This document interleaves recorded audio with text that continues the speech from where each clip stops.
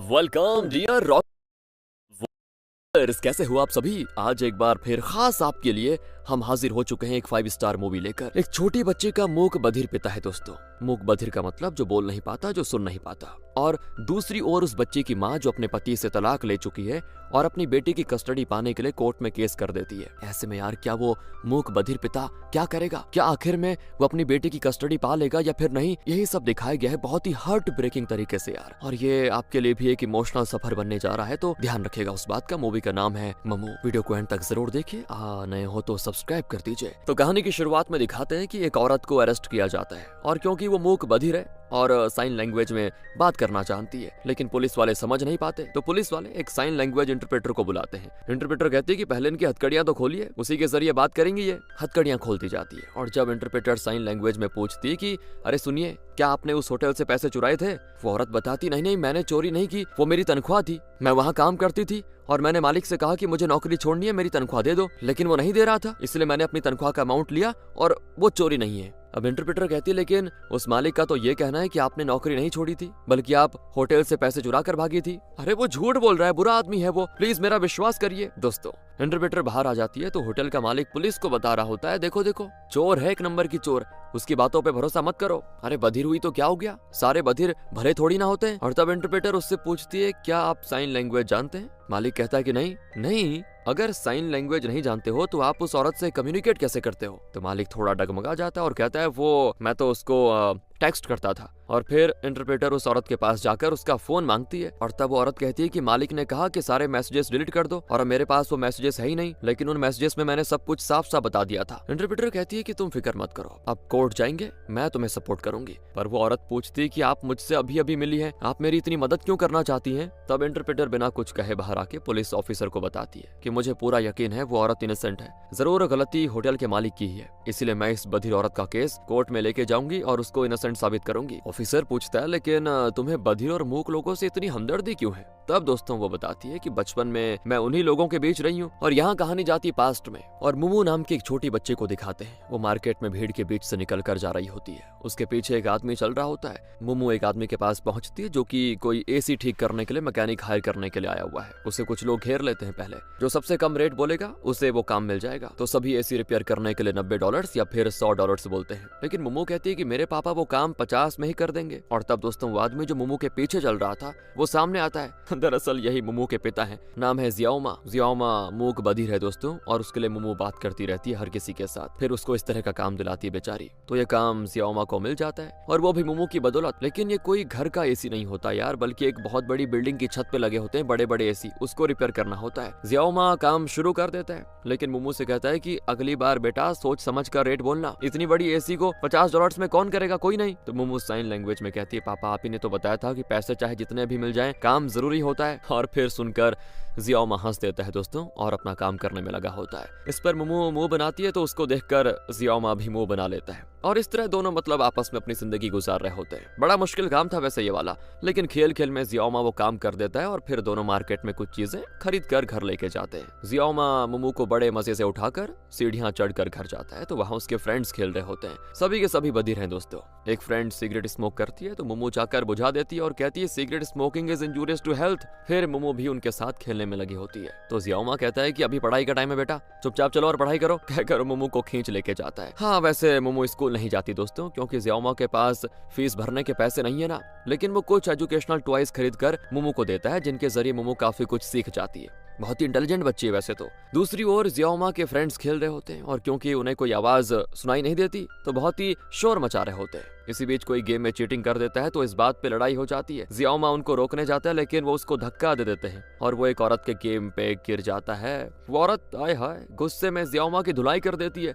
इस तरह दोस्तों ये लोग आपस में खूब लड़ते हैं, खूब खेलते हैं और मुमू बाइनोकुलर से ये सब देख रही होती है। तो जियाओमा साइन लैंग्वेज में कहता है कि ये लोग तो बस खेल रहे हैं बेटा। फिर वो मुमू को उठाकर अपने फ्रेंड्स को इशारा करता है कि टीचर जी आ गई और मुमू को देखते ही सभी लड़ना बंद करके एकदम से डांस करने में लगे होते हैं, क्योंकि इन सब को मुमू बहुत ही पसंद है दोस्तों। और उसके सामने तो ये लोग कभी आपस में लड़ना जानते ही नहीं, मतलब डर जाते हैं उससे। अब उनको डांस करता देखकर मुमू बड़ी खुश होती है, उनके साथ वो भी डांस करने में मस्त हो जाती है। लेकिन अब ये लोग इतना शोर मचाते हैं कि पड़ोसी पुलिस में कंप्लेन कर देते हैं। अब पुलिस को आता देखकर मुमू लाइट ऑन करने लग जाती है तो सभी 1 मिनट में रुक जाते हैं और मोमो को देखते हैं पहले क्या कर रही है। एक्चुअली वो साइन लैंग्वेज में बता रही है कि पुलिस आ गई है और इस पर कुछ ही पलों में वो सभी कमरे का हुलिया बहुत ही बढ़िया कर देते हैं और चुपचाप बैठ जाते हैं जैसे कि कुछ कर ही नहीं रहे थे। अब ये माहौल देखकर तो पुलिस भी हैरान कि पड़ोसी तो कह रहे थे कि यहाँ पे शोर मच रहा है और कोई इलीगल गेम खेला जा रहा है। मोमो कहती है ये लोग बोल सुन नहीं सकते, इसलिए आप मुझसे बात कीजिए प्लीज। तो पुलिस ऑफिसर पूछता है तुम्हारे पेरेंट्स कहाँ हैं? मोमो कहती है मेरे पापा यही हैं, लेकिन मेरी माँ काम के सिलसिले में फॉरेन गई हुई है। और तब जियाओ माँ भागा चला आता है। मोमो कहती है यही है मेरे पापा। अब ऑफिसर की समझ में नहीं आता कि वो क्या करे, क्योंकि ये सब मूक बधिर हैं और एकदम चुपचाप बैठे हुए हैं। तभी खुशकिस्मती से जियाओ माँ का एक दोस्त आकर पुलिस ऑफिसर से कहता है कि अगर इनसे गलती हो भी गई हो तो आगे से नहीं करेंगे, आप चलिए सर, कहकर वो ऑफिसर को लेके जाता है। और उस रात जियाओ माँ अपने परिवार की फोटोज देख रहा होता है दोस्तों, जिसमें उसकी वाइफ और मोमो है। तब मोमो पूछती है कि पापा माँ कब आएंगी, कभी मुझे फोन क्यों नहीं करती वो? जियाओ माँ कहता है कि जब तुम स्कूल ज्वाइन कर लोगी ना तो माँ फोन भी करेंगी और एक दिन आएंगी भी तुमसे मिलने के लिए। लेकिन पापा अगर मैं स्कूल चली गई तो आपको काम कैसे मिलेगा, कौन ढूंढेगा आपके लिए काम, रेट वगैरह की बात कौन करेगा? तो जियाओ माँ कहता है देखो मोमो वो मैं देख लूंगा, लेकिन फिलहाल तुम्हारे लिए सबसे जरूरी है पढ़ाई। क्या पता पढ़ लिख कर तुम फ्यूचर में कोई लॉयर, टीचर या डॉक्टर या फिर मूक बधिर लोगों की बातों को दूसरों के लिए ट्रांसलेट करने वाली इंटरप्रेटर बन जाओ। लेकिन पापा तब तक तो बहुत साल लग जाएंगे, और क्या तब तक माँ नहीं आएंगी? माँ कैसी दिखती है मुझे तो ये भी नहीं पता। बेटा वो तुम्हारी तरह बिल्कुल नहीं दिखती थी, तुम तो बिल्कुल मुझ पे गई हो। क्या पापा आपकी नाक बड़ी है, आईब्रोज बड़े हैं, लेकिन मेरे देखो कितने छोटे छोटे हैं, मैं आपकी तरह बिल्कुल नहीं हूँ। अच्छा तो तुम कहना चाहती हो क्या मैं बदसूरत दिखता हूँ? शायद तुम नहीं जानती कि मैं एक बहुत बड़ा एक्टर बनूंगा बिल्कुल इसकी तरह। कहकर वो एक मैगजीन उठाकर दिखाता है जिसमें एक फीमेल एक्टर की फोटो होती है। मोमो हंस देती कि अच्छा आप इनकी तरह बनोगे? तो जियाओ माँ कहता है नहीं नहीं सॉरी गलती हो गई। कहकर वो मैगजीन को मोड़ता है तो वहाँ पे जैकी चैन की फोटो होती है और वो कहता है कि मैं तो ऐसा एक्टर बनूंगा। इस तरह दोस्तों ये बाप बेटे बहुत ही हंसी खुशी अपना एंजॉय कर रहे होते हैं। अगले दिन इनके दरवाजे पे एक औरत आती है और ये कोई और नहीं दोस्तों मोमो की माँ है, नाम है यंग। उसको देखकर दोनों ही शॉक हो जाते हैं। यंग जियाओ माँ को एक रेस्टोरेंट में लेके जाकर अकेले में बात करती है। दरअसल इन दोनों का तलाक हो चुका है, लेकिन जियाओ माँ ने मोमो से ये कह के रखा हुआ है कि माँ काम के लिए फॉरेन गई हुई है, जल्द ही आ जाएंगी। पर अब यंग कहती है कि मोमो को हमारे तलाक के बारे में ना बताने के लिए थैंक्स, अब मैं काफी कमा रही हूँ और मोमो का अच्छा ख्याल भी रख सकती हूँ, मैं उसे अपने पास लेके जाना चाहती हूँ। पर जियाओ माँ मना कर देता है कि जब वो छोटी सी थी तब तुम उसको छोड़कर चली गई थी, तब से आज तक मैं उसकी परवरिश कर रहा हूँ और अब अचानक मैं उसे तुम्हारे हवाले क्यों करूँ? इस पर यंग उसको एक कार्ड देकर कहती है कि अब तक की मेरी पूरी कमाई तुम इसके जरिए ले सकते हो, लेकिन मोमो को मैं लेकर ही रहूंगी कुछ भी हो जाए। जियाओ माँ तो उसको उठाकर फेंक देता है और कहता है कि वो मेरी बेटी है, तुम्हारे पैसों की खातिर मैं उसकी ये परवरिश नहीं कर रहा, समझे? मैं अपने प्यार के लिए उसकी परवरिश कर रहा हूँ। इस पर यंग कहती है मैं मोमो की कस्टडी पाने के लिए अब कोर्ट में केस करूंगी। तो जियाओ माँ बिना कुछ कहे वहाँ से उठकर घर आ जाता है कि कर लो जो करना है। तो ये बातें जानकर उसके फ्रेंड्स कहते हैं कि भाई क्या कर रहा है, एक बार कोर्ट में केस हो गया ना तो कस्टडी तो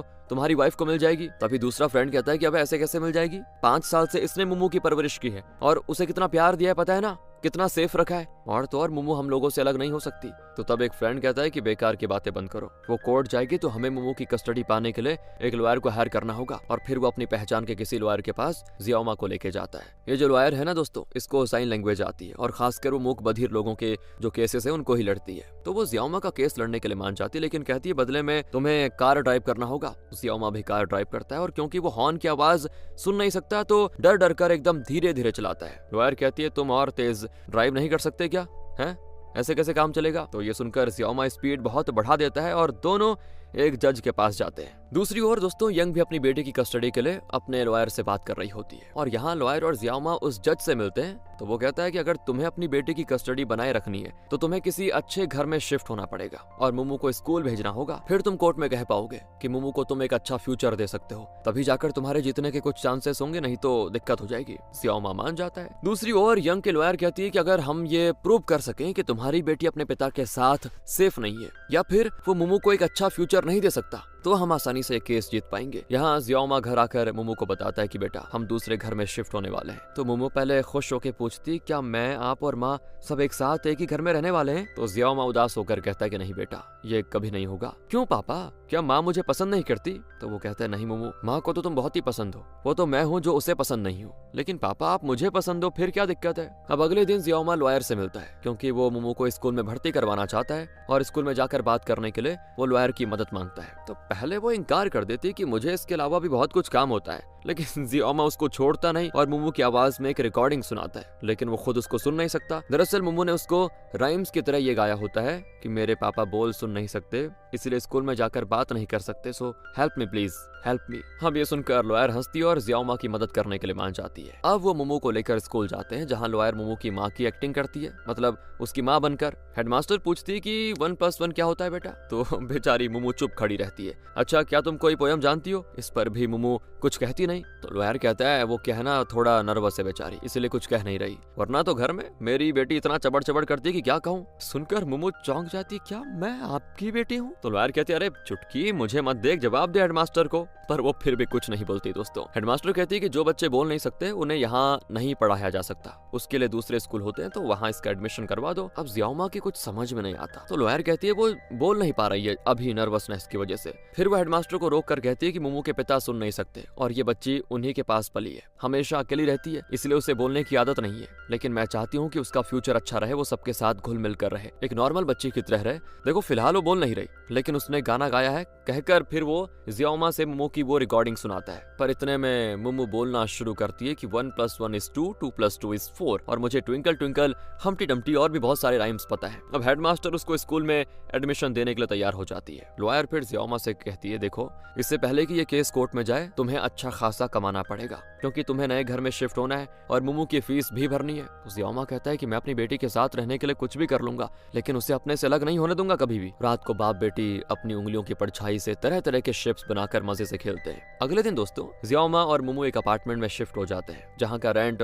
शायद ज्यादा होगा। जियोमा के सारे फ्रेंड्स मुमू पे जान दे देते हैं और उससे अलग नहीं होना चाहते, लेकिन फिर भी वो मुमू के लिए बेहतर फ्यूचर के लिए उसको कह देते हैं कि बेटा अच्छे से पढ़ना और टाइम से खाना है। वो अपनी तरफ से यादगार के तौर पर तरह तरह के गिफ्ट्स लेकर आए होते हैं। एक फ्रेंड मुमू को उनकी एक ग्रुप फोटो और 2 गोल्ड फिश देती है। सारी चीजें लेकर वो कार में निकलते हैं। मुमू की आंखों में आंसू भी होते हैं, यार बेचारी पहली बार जा रही है बाहर, और उसे विदा करते हुए लोग भी बहुत इमोशनल हो जाते हैं। यही तो प्यार है दोस्तों। तो वो ये भी कहते हैं कि यहाँ वापस मत आना बेटा, क्योंकि यहाँ की लाइफ बहुत ही मुश्किलों से भरी हुई है, तुम एक अच्छी लाइफ जियो, यही हमारी दुआ है। मुमू और जियोमा आखिरकार उस नए अपार्टमेंट में पहुंच जाते हैं। लेकिन दोस्तों ये असल में अपार्टमेंट नहीं है, ये कोई होटल लगता है। एक्चुअली जियोमा ने यहाँ पे क्लीनिंग की जॉब पाई है और शायद यहाँ के मैनेजर ने उसको होटल के इस स्टोर रूम में रहने की परमिशन दे दी है। मुमू के हाथ में एक पैकेट में 2 गोल्ड फिश है और उन्हीं की तरह मुमू और जियोमा अब इस छोटी सी जगह पे फंसे हुए हैं। अगले दिन जियोमा मुमू को स्कूल लेके जाता है और आज उसका पहला दिन है। जियोमा उसको समझाता है कि बेटा यहाँ तुम साइन लैंग्वेज में बात मत करना, दूसरे बच्चों की तरह मुंह से बोलना। और तब यंग आती है और मुमू को एक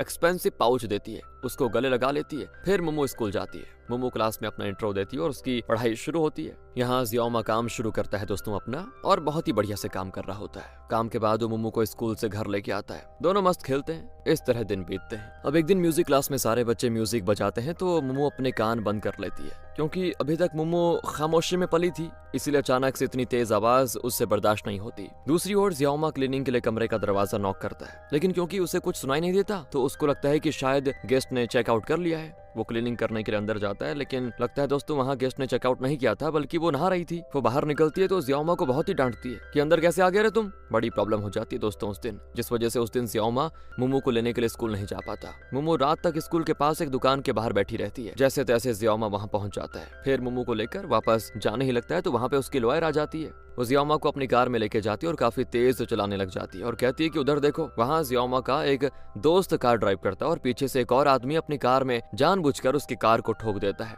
इस तरह दोस्तों वो एक फेक कार एक्सीडेंट को क्रिएट करते हैं। जानते हैं क्यों? इंश्योरेंस के लिए।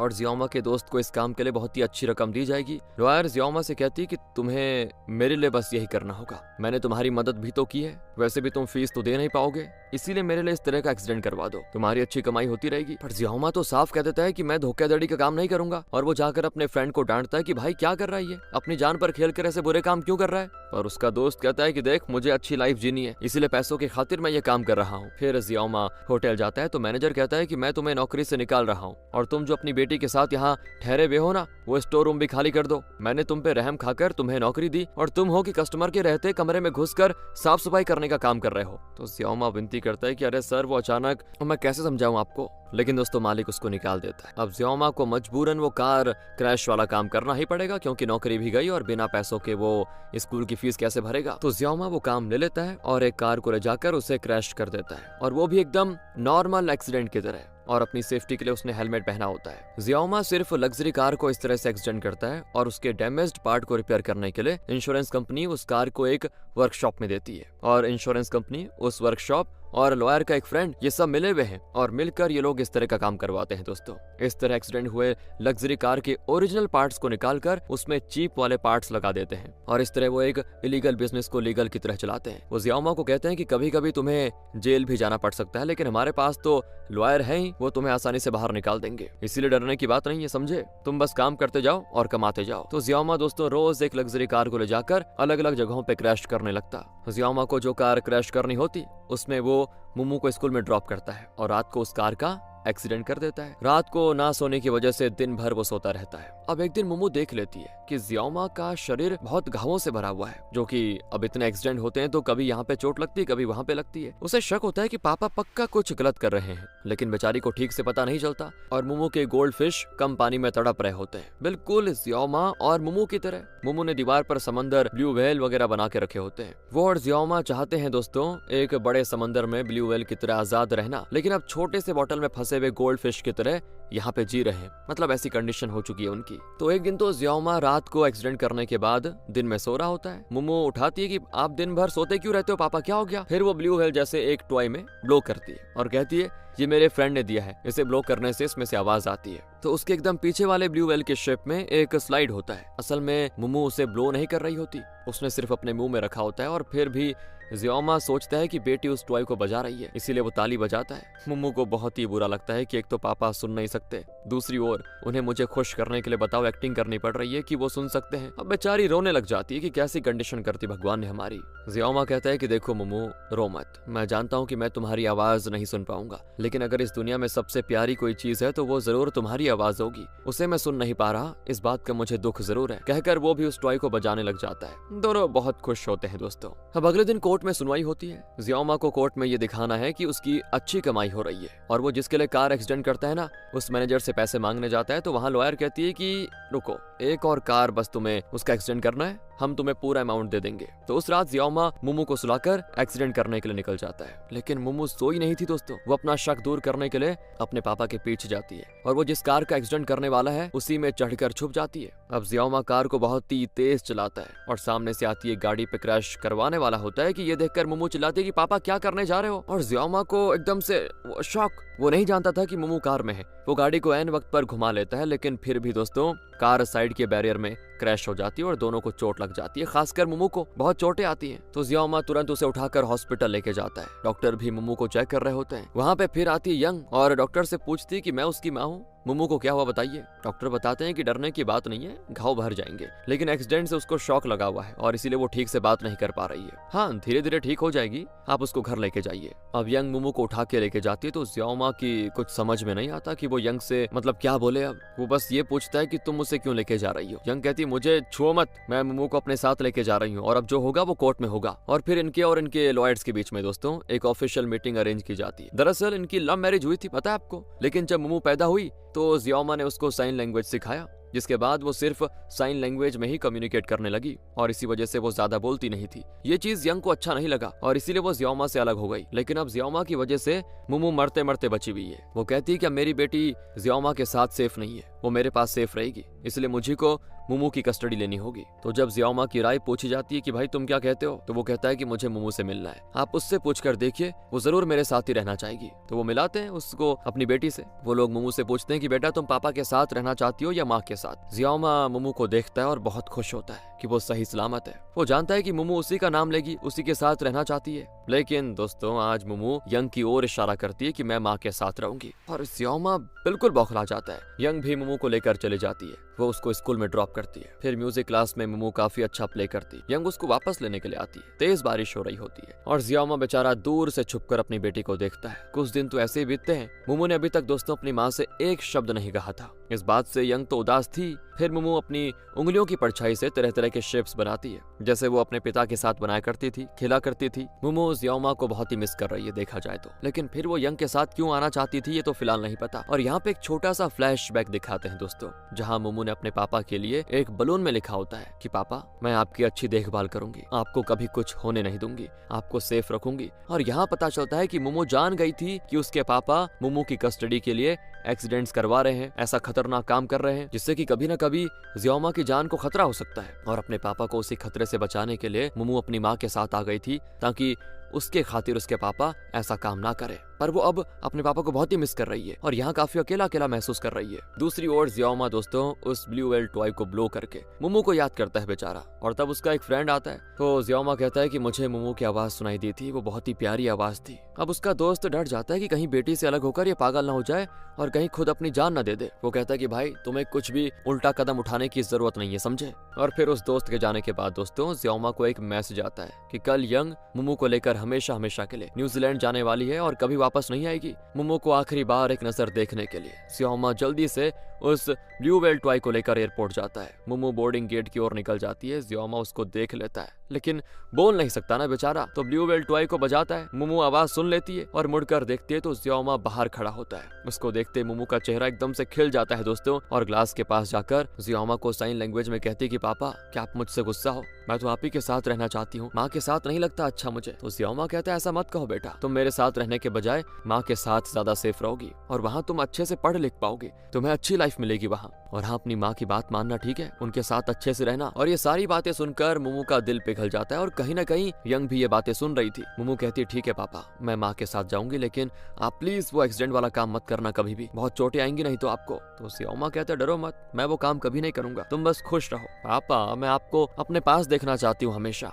तो जियामा इशारा करता है कि उस तरफ एक गेट है, तुम वहां आ जाओ। दोनों एक दूसरे की ओर चले आते हैं और बेटी से मिलने की खुशी में जियामा ये देखो दोस्तों डांस करने लग जाता है। तो मोमो भी उसके साथ डांस करने लगती है। अचानक लेकिन होता यह है जियामा को पुलिस पकड़ लेती है। मोमो चिल्लाती भी है कि उनको मत लेके जाओ, उन्होंने कोई गलती नहीं की, पर इस बार पुलिस उनको कर लेती है अरेस्ट, क्योंकि न्यूज में बताते हैं कि इंश्योरेंस की खातिर जानबूझकर कार एक्सीडेंट्स करवाने वाले सभी को अरेस्ट किया गया है। इसमें जियामा भी शामिल था तो उसको भी लेकर गई पुलिस। ये देखकर मोमो यंग से कहती है कि मैं पापा की भलाई के लिए ही आपके साथ आने के लिए मान गई थी, मुझे पाने के लिए पापा ने वो काम किया था, लेकिन अब पापा मुसीबत में हैं और मैं उनको छोड़कर नहीं जाना चाहती। तो यंग कहती तुम फिक्र मत करो, पापा को कुछ नहीं होगा, हम जल्दी उनको छुड़ा लेंगे। कहकर वो भी रुक जाती है दोस्तों। जियामा का केस कोर्ट में आता है। मोमो पापा पापा करके चिल्लाती है लेकिन उसको कुछ सुनाई नहीं देता बेचारे को। जियामा के अलावा उसके फ्रेंड, लॉयर सबको अरेस्ट कर लिया गया था और वो मैनेजर जो जियामा को ये काम देता था वो भी फंस चुका था। लेकिन उसके आदमी कोर्ट में दूसरे लोगों के साथ बैठे होते हैं, सुनवाई होती है और जज सभी को सजा सुनाने वाले होते हैं। लेकिन जियामा कहता है कि इसमें बाकियों की कोई गलती नहीं है, ये मेरी प्लानिंग थी और मैंने ही सब कुछ सेट किया था। इस तरह वो सारा इल्जाम दोस्तों खुद पे ले लेता है, क्योंकि मैनेजर ने उसे प्रॉमिस किया था कि अगर वो ऐसा करेगा तो मैनेजर मोमो की देखभाल का पूरा इंतजाम करेगा हमेशा। तो जियामा के फ्रेंड्स कहते हैं कि नहीं वो ऐसा कभी नहीं कर सकता। मोमो भी चिल्लाती कि मेरे पापा ऐसा कभी नहीं कर सकते और वो भागकर पापा के पास जाती है, लेकिन वो दोनों को अलग कर देते हैं दोस्तों। तब मोमो लॉयर से कहती है कि आंटी आप तो मेरे पापा को जानती है ना, मेरे पापा बहुत ही अच्छे आदमी है, ऐसे काम नहीं करते ना, प्लीज उनको बताइए। मोमो बहुत ही रोती है जिसको देखकर जियामा भी रो पड़ता है दोस्तों। और यहाँ पे लॉयर फैसला करती है कि वो मोमो की खातिर जियामा को बचाएगी और जज से कह देती है कि हाँ मैं सच बताती हूँ योर ऑनर, जियामा ने कुछ नहीं किया था, पूरी प्लानिंग और एग्जीक्यूशन मैंने और मैनेजर ने की थी। हमें पता था कि ऐसे मूक बधिर लोगों की सिचुएशन का हम आसानी से फायदा उठा सकते हैं, बस इसीलिए हमने जियामा से ये काम करवाया। जज पूछते हैं फिर जियामा ने सारा इल्जाम खुद पे क्यों ले लिया? तो लॉयर कहती है कि जियामा ने अपनी बेटी के फ्यूचर के लिए ऐसा किया, क्योंकि हमने उसको प्रॉमिस किया था कि अगर वो सारा इल्जाम खुद पे ले लेगा तो हम उसकी बच्चे का पूरा इंतजाम कर देंगे। इस पर मोमो लॉयर को देखकर स्माइल करती है जैसे कि वो लॉयर को थैंक कर रही हो, और वहां बैठे मैनेजर के आदमियों के बारे में भी लॉयर बता देती है और उन्हें भी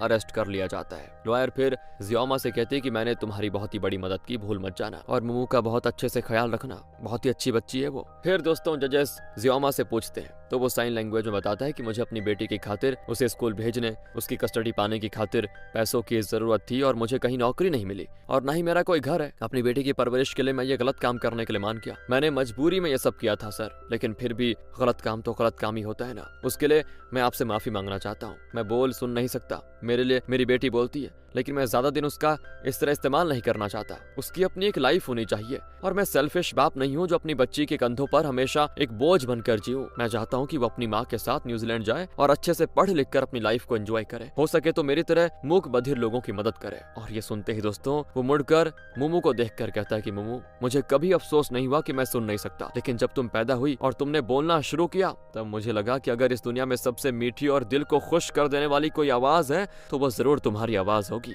मोमो बहुत इमोशनल हो जाती है दोस्तों, खुश होकर अपने पापा को देखती है। और अब कहानी आती है यहाँ से प्रेजेंट में। उस इंटरप्रेटर को दिखाते हैं जो होटल में काम करने वाली उस औरत को अपनी कहानी सुना रही है। जी हाँ दोस्तों, ये कोई और नहीं मुमू है, जो न्यूजीलैंड में पढ़ लिख कर वापस चाइना आ गई है और यहाँ अपने पापा की तरह मूक बधिर लोगों के केस लेने वाली लॉयर बन गई है। मुमू उस औरत को हिम्मत देती कि मैं आपका केस लड़ूंगी और आपको बेकसूर साबित करके दम लूंगी। फिर तो मुमू अपनी तरफ से पूरी एड़ी चोटी का जोर लगाकर मालिक के खिलाफ सारे एविडेंस कलेक्ट कर देती है। दरअसल उस मालिक ने अपने स्टाफ को अब्यूज किया था। मुमू उसकी वीडियो एविडेंस में भी कलेक्ट कर देती है। उसके आधार पर मुमू उस मालिक को सजा दिलवाती है और इस तरह दोस्तों अपनी उस क्लाइंट को निर्दोष साबित करती है अपनी मुमू। और इसी के साथ ये प्यारी सी 5 स्टार गुड फील